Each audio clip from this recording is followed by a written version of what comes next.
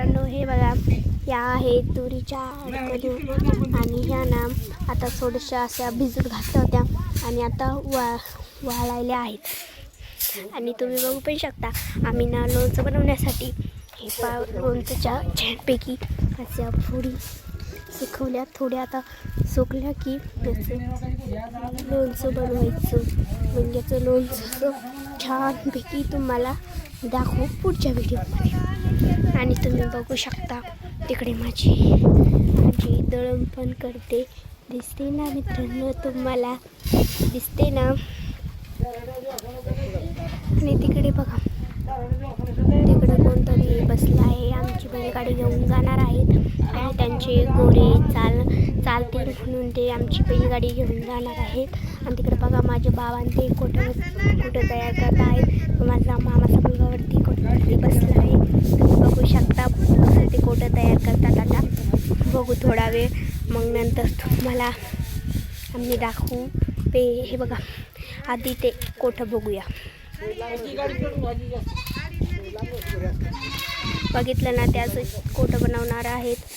आणि हे बघू शकता, हे पेरूचे झाडं आहेत आणि याला ना खूप असे छानसे पेरू लागतात, पण आम्ही ना पिकले कीच खाऊन घेतो.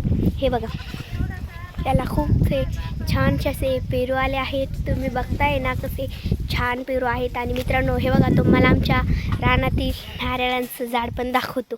बघू शकता, हे बघू शकता तुम्ही, नारळाचं झाड खूप छान असं उंचवरती वाढलं आहे.